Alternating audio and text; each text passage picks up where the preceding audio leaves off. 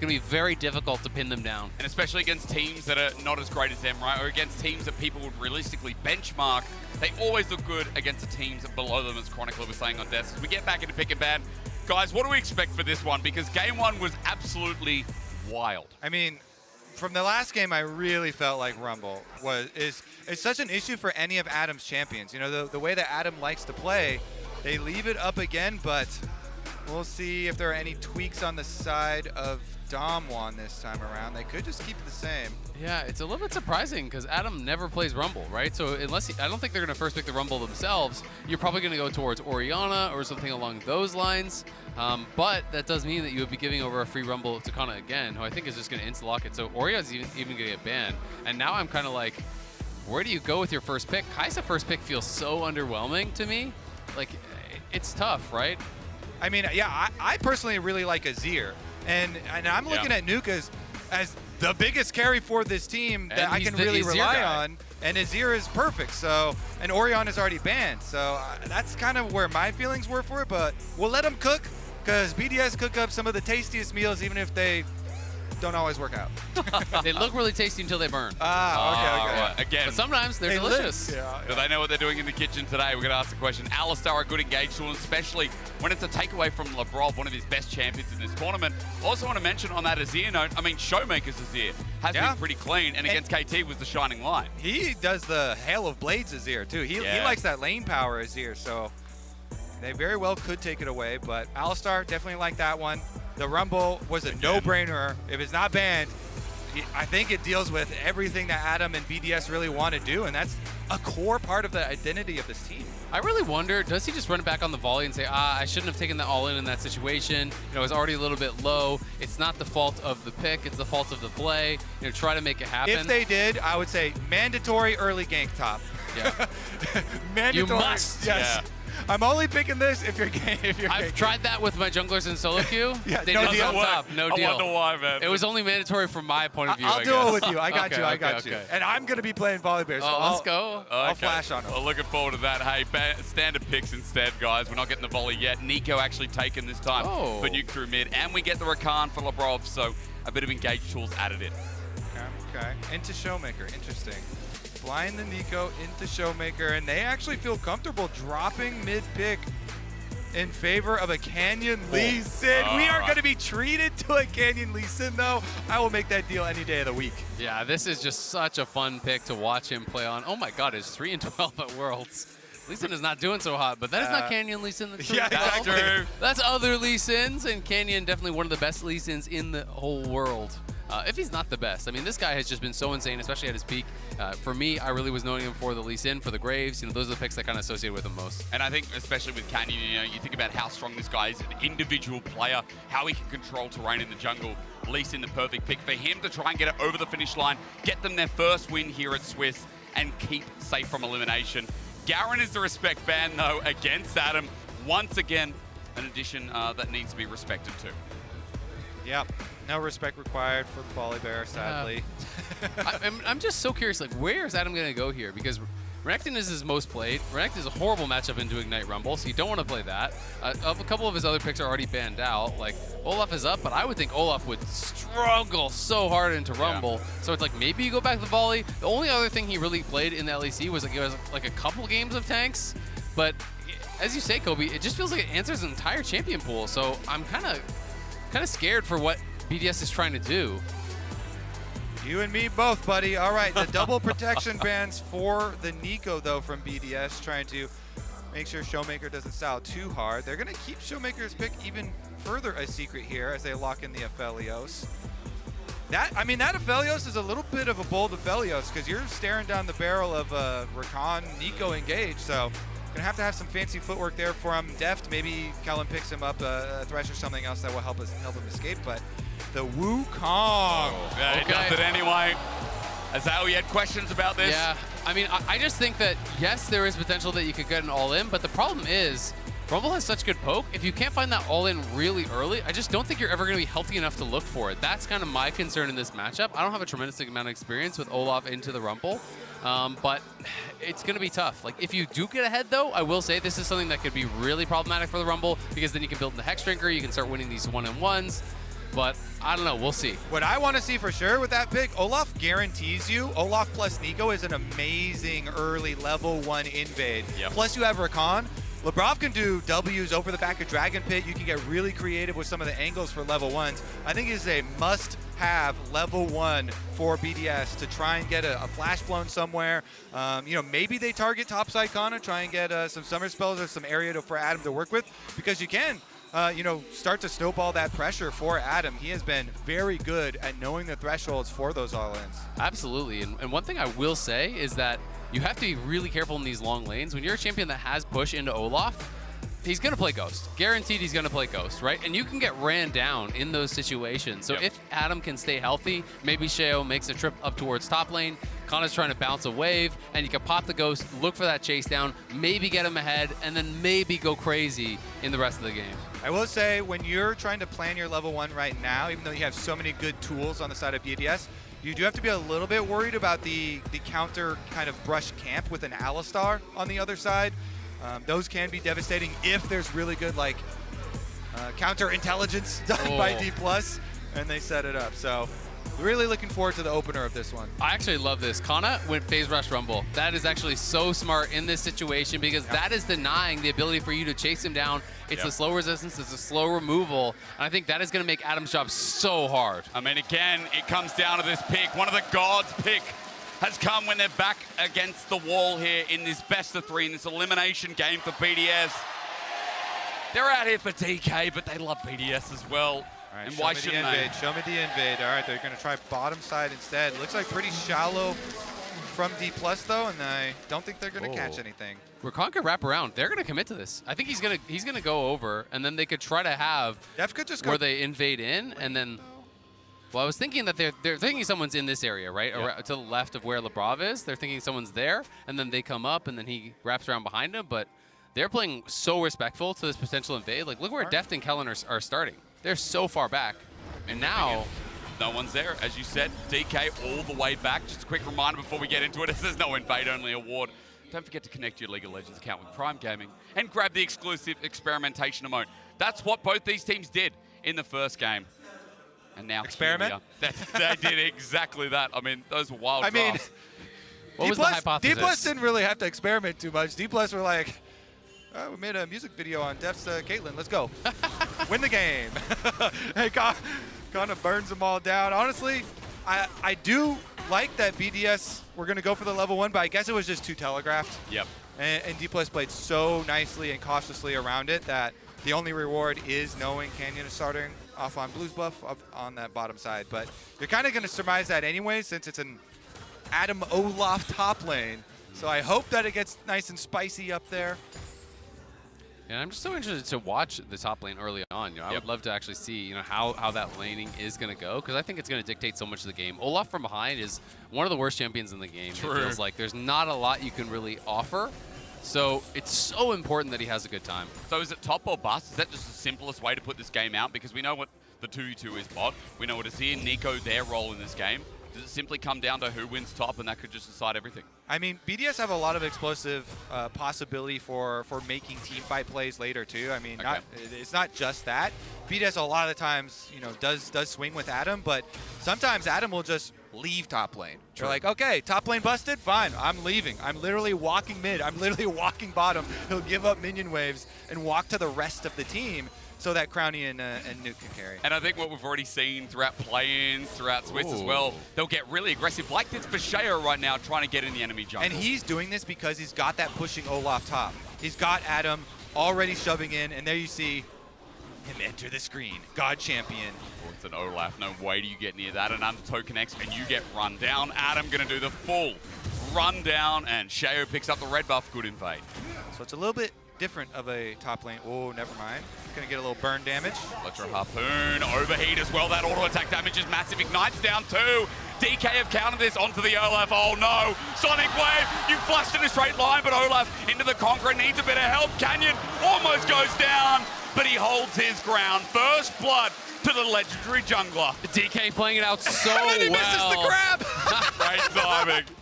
Gods can't bleed, apparently. It's evasive. That's my goat. That's my jungle goat! He really like me for real, for real. Yeah, hell yeah! Just like me. Canyon's so relatable. Honestly, though, so that was a different, jungler top lane bargain. He's like, I'm gonna be. Oh, he's not done. Uh-oh. Okay. Missed this one. That was the bargain where Adam's like, hey, I will. Oh, he hit it. Tempest, cripple, flash matches Sheo one more. Go. You know what? He hits the Q when it matters, Kobe. Forget the gods, because we got the goats. Oh, okay. And all in. Nuke's going to run away. Nothing there. But, oh, man, this lease in early. I mean, that win rate is going down the tube this game, it feels like. Yeah, and they're not going to care about the win rate because it's looking like a dub early on here. We'll see, though. He kind of just played that out so well, waiting in Tri-Brush, kiting it out, using that phase rush proc to then pull back when he was low HP. And notice his buy. It's the Swifties rush. It's all just the anti-Olaf tech, which is so smart. Phase rush Swifties, you're going to get kited. It's going to be horrible because it's so reliant on sticking to your target as Olaf. When you pop the ult, you need to be meleeing constantly to keep that up or expires, and then you just look like a fool against Rumble, who's going to be kiting back and forth, going to be able to auto-space you out and take you down, and this is just beautiful stuff. Yeah, so we're now going to see the painful part of it, but I still agree with the original play from BDS. It's just they have to be more cautious and respectful when getting Adam back to lane. Yeah. Him having the big push onto Olaf, going in, invading the red buff is good, but then you have to respect that Rumble damage. We saw it set up early on. Cannon, of course, he was just calibrating his aim on the Scuttle Crab so that he could hit the monkey instead. Exactly. And honestly, Sheo saw him. It was pretty greedy to try to do the wolves in his face when you're down at 30% HP. Maybe feeling a little bit frustrated. The play didn't go your way. We've all been there. We're like, oh, well, I really need this. I can't give this up too. And you feel like you can do it, just, this camp's okay. I think more importantly, though, we've seen what happens when Sheo falls behind in the early game, right? It was against Mad El Yoya on the Belveth, took over the game, and Sheo on his Vi never really got to have an impact in the game. Here again, yes, it's only one death, but still behind the curve as Lavrov tries to change it up. Kanna with a clean sidestep and just looks at Lavrov. What are you going to do, bruh? Yeah, I mean, it's the Swifties move speed, beautiful sidestep, but then he's just ult the wave to push it in. And will take the base here, wants to be safe about it. His heat management has been really, really good. Yep. And even just to touch back on the Tri-Brush play, he had the perfect amount of heat to get every spell out and then overheat immediately on his scrap shield, right? And that is exactly what you want to see from these top-level Rumble players. It is terrifying when they can do it this well. Yeah, I mean, he did everything good. He also ignited the Wukong early, so he's going to have vision on the Wukong after he W's away, so they know we can just chase down Adam here. That allows Canyon to go follow it up. He hits the Q. They find the kill. Again, though, it was a good original plan to go for the invade with the extra pressure. All went so horribly wrong afterwards. I mean, even now, the trading, right, guys? The summoners were down. Kanna's going to deal with the Ghost soon, but still abusing that lane. And as you mentioned, Azal, the Swifties making it so easy. And that's the funny thing. It's not the only lane doing well. I mean, even bot side's doing well. Mid's trading up as well. DK are 1,000 gold up at 7 minutes. I mean, they're looking really, really good. And they have incredible scaling. It's been about the top side, but you look down, Azir's farming well, Aphelios is farming well. It's a huge concern here for BDS. And I think Adam's time in the lane is already over, to be honest. As long as Kanna doesn't misplay, you just can't actually stick to this guy ever when it's early Swifties and that phase rush. He's just really made smart itemization choices here. I still love that Adam is just stuck to his style and his identity here at Worlds, and him giving his interviews afterwards talking about, I will never be afraid. I don't care, what happens. I'm still going to go as hard as I can with my style, with my champions. And of course, it's going to be hard to control the minion waves now because it's really scary as far as jungle pressure up on top side too. So you saw him leave early, and that is a very big stacked up one up on top side. So maybe he does his patented Adam move and runs somewhere else. Definitely could. He does have the Hex Drinker. He's walking out towards mid, so maybe an angle there. Grabbing him down bot side though. Here's the ulti for DK. It extends past top into the bot lane, and Deft and Kellen put them to school. Nicely done there. Deft and Kellen getting an easy kill by Nuke down on the bot side, and Nuke isn't going to find anything. Adam looked for a play around mid, but saw nothing there, so he's just going to head back up towards top side. And yeah, it's been so fun watching Adam. You know, this was the first time we'd ever seen Garen, I believe, at Worlds. In LCK, if I recall correctly, it was the only champion excuse me. Yeah. we had the whole reckless the bot lane bottom stuff. with Yeah. Yuumi incident. I hated that. In LCK, I think Garen was the only champion in League that has never been picked in the history of the LCK. Really? So it's really cool seeing someone bring this out, and now people are kind of getting used to it. It's like, oh yeah, it's a Garen. Of course, he's gonna pick the Garen. Yeah. No one else is doing this. No one else has ever really done this, and I think that's kind of the cool thing about it. Because to me, one of my pet peeves with pro play is I always feel like people just kind of autopilot towards the meta picks, and they don't explore some of these picks that can work so incredibly well. So I don't want people to be like, well, it didn't work against DK, so it's not good. Well, it worked against a lot of great players, and he's had incredible games, and players need to keep digging for these things that can give them an advantage. And I think early game, if it went differently, we could be saying a different story as we look at the bot lane replay. Yeah, this was a big one from DK. Started out, nicely done there by Kellen. Uses the Q and then saves a headbutt into the wall, make sure they have it. Deft with the ultimate. Burst damage there, no problem. It's not again. Gonna get painful. Oh, Sheo, level disadvantage. That's a fake. Sonic Wave into the clone, but blue buff is now being heightened, rather. Canyon's just going to take this away. Sheo forced out of his own jungle second time. And all Canyon has to do now is, hey, play around this Rumble topside. Yep. Keep invading on topside. Keep on pressuring this Wukong out. As long as you keep any other factors away, the Rumble has all of the speed and all of the slow neutralization in the phase rush and the move speed boots to be able to deal with it. So really good stuff from them. They're just kind of cushioning and padding their way to victory. Plus, that bottom lane is getting their own 2v2 kills. So. Exactly. It's basically just that battle ward style. You know, you heavily invade, you track the jungler, you know that you win that 1v1, and all your lanes are in such a good spot, the only way they can lose is by getting ganked. So if you're in the Wukong's face, if you're warding up his camps, if you're tracking him around the map, there's not really a lot of recourse for BDS. So they need to find some sort of a big play, some sort of an angle to make something happen here, because this is just going more and more in the favor of DK, and it's now an over 2,000 gold lead. Yeah, it just makes it so easy to control neutral objectives in the whole map as jungle too. This is the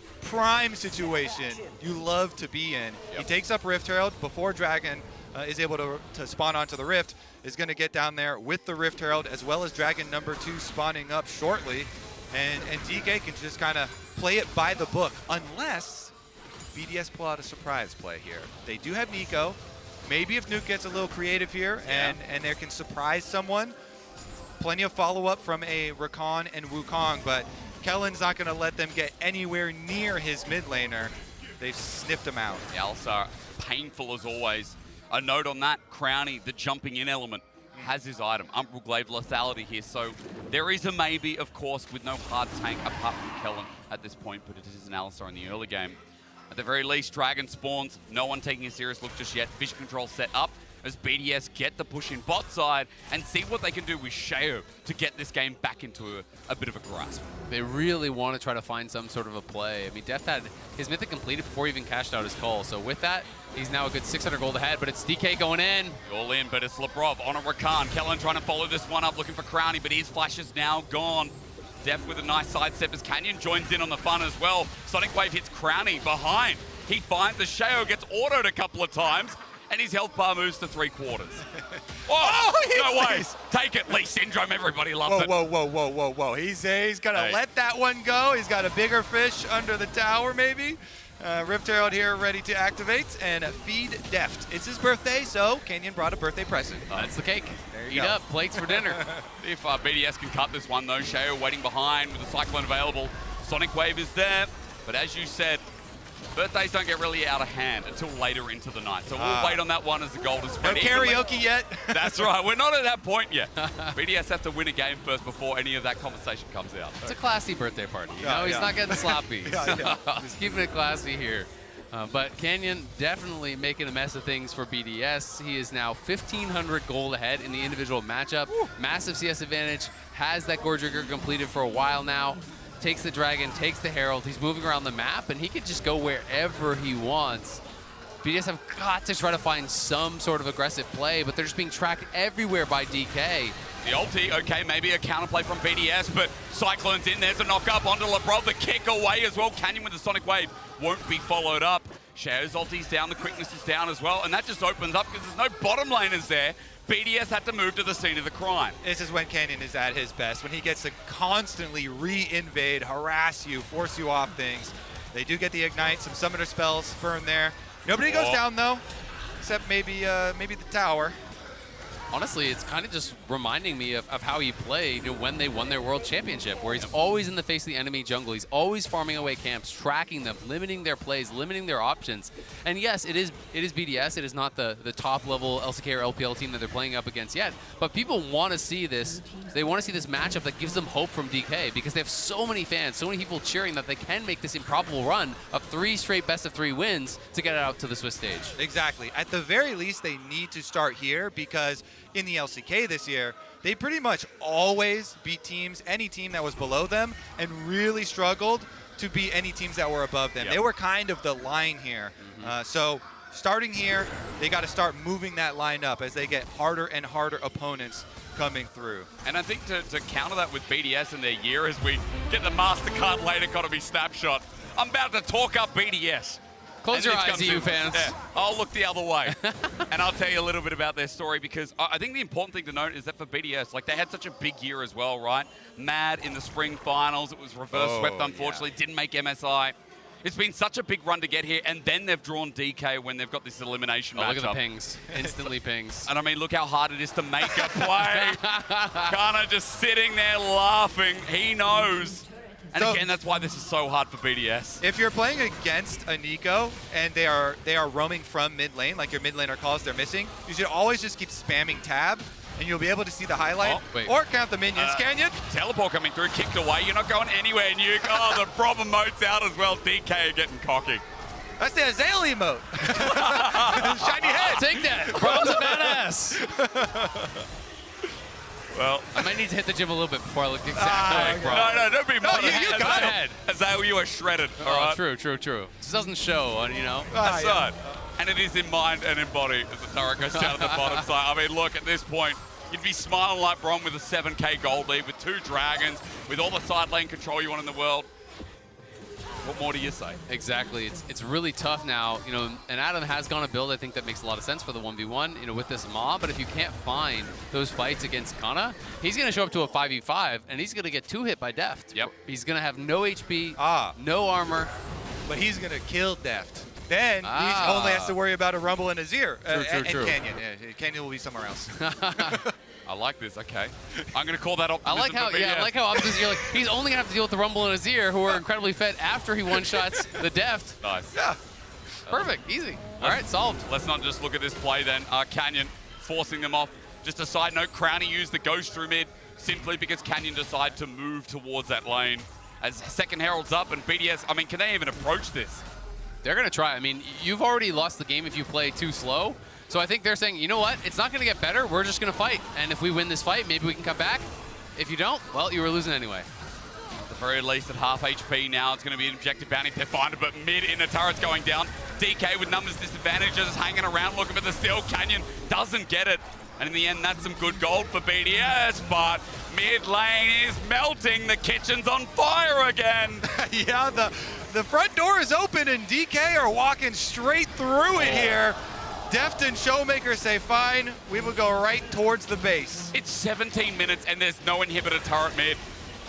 It's no 1647. I was looking at everyone else. Who's going to say it? Oh, God.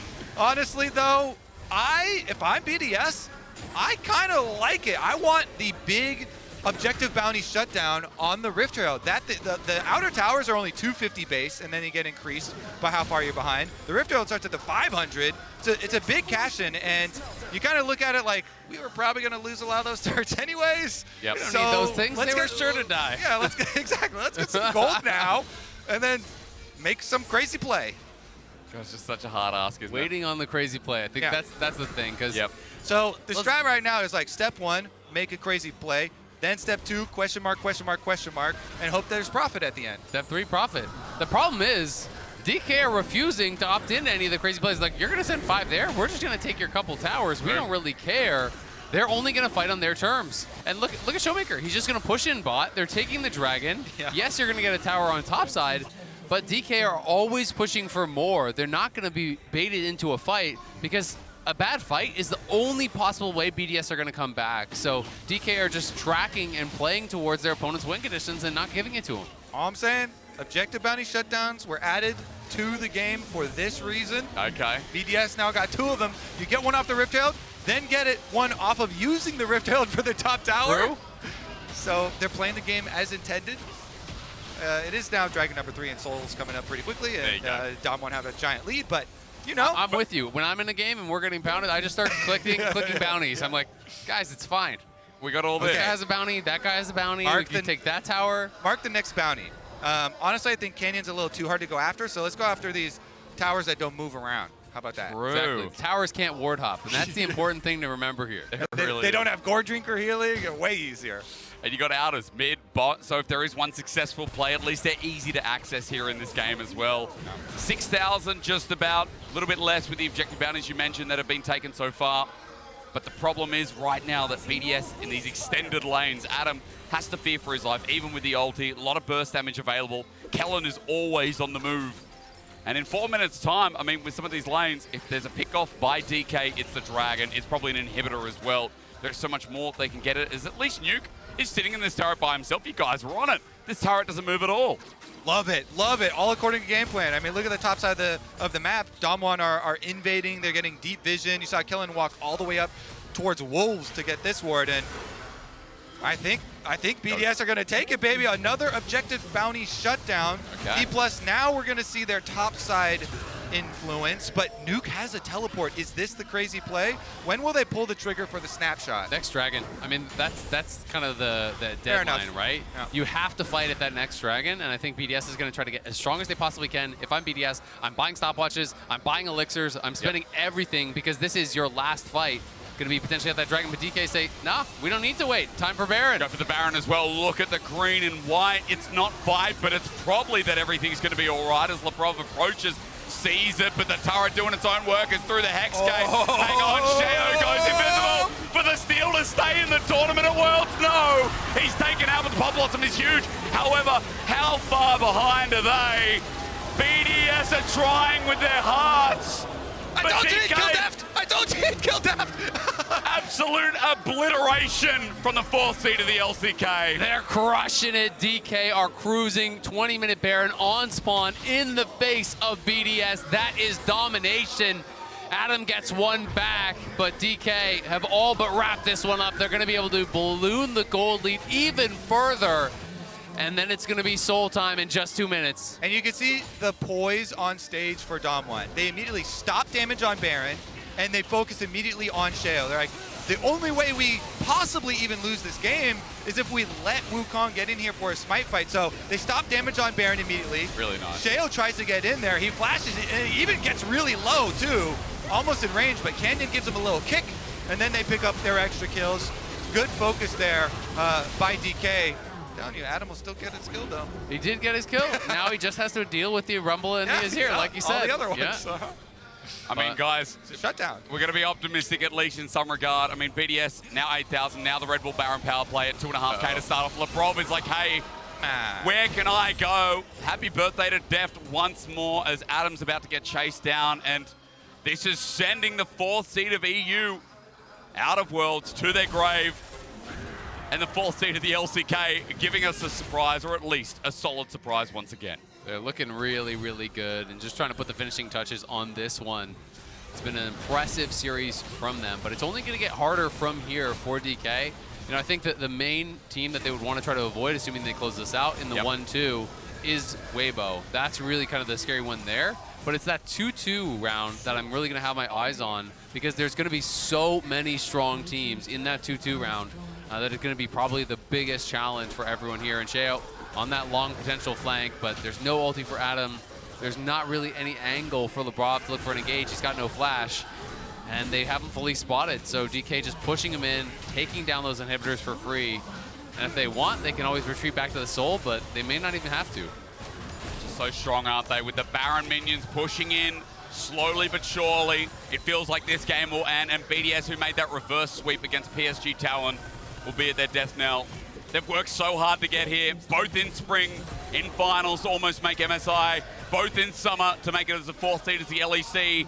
But D+ came in so big, and I feel it's fair to say, with one Nexus turret down, with Canyon looking for another angle, that the jungle Grand Canyon seems to be back. Do not give him Lee Sin, I think it's fair to say as well. Baron buff is about to time out here, though, so BDS have actually stalled. Oh, no. Have they, though? I mean, Labrov on the edge looks so difficult in Death's 100th game at Worlds. Looking to finish this out in a clean 2-0. Waiting for the minions to come through. Showmaker is sick of waiting. He has wanted to end this game from minute 10 here, just running down the lanes. I mean, they've stalled a bit, but they lost all their inhibitors. They're losing their Nexus towers. There's a deep TP, but the game may be over. The Nexus is exposed. DK, it's going to be Karna Splash here, but look for him behind. Showmaker says no. Nuke doesn't get his dream engaged. Sonic Wave finishes and seals the deal. 4-0 and 2 might not be the biggest scoreline, but it's clean as all hell. DK from the depth of 2-0-2 despair. Bring it back here at Worlds. They will not say die. They will not let the European 4th seed stand in their way. They'll even add more kills to the stats as the shutdown is something. Now they have to get serious, though. They got more opponents in front of them as they knock down BDS. And Death's story of the unbreakable spirit, Season 2 begins. Last year was Season 1. They made it all the way to the World Finals. How far can they go this year? First episode looking pretty nice. I'm going to tune in. It was definitely a good one. The pilot has got me. I'm hooked. Honestly, yeah, D+, really, really impressive stuff from them this time around. But we did kind of allude to it in the LCK this year. They also had a very, very good record versus all the teams below them. Yep. The expected kind of wins, and then struggled to punch above themselves. We will see. Can they really climb this ladder? Because they have a lot of best of 3s ahead of them. They do. To make it all the way out. Starting out with the 0-2 start there does mean you have a long road. That's what they're used to this already, as we must say goodbye to BDS. A quick reminder of how far they've come through play-ins. So much personality, so much passion here, staying true to themselves. That's right, Adam didn't change, was saying it on the cast. Adam has been himself from minute 1, and this team just had so many fun dynamics to play through. They'll be back, and I hope that they do leave that lasting legacy. You know, maybe some new top laners will be bringing in these picks. I think people have got to be practicing up because they look good. There's some baby Garen players right now. Well, an absolute pleasure to cast with you, gentlemen, to run you through the first round of Swiss as we end the 0-2s. As we say goodbye, unfortunately, to GAM, to beat is not GAM. I'm used to that. Sorry, I'm with North American cast.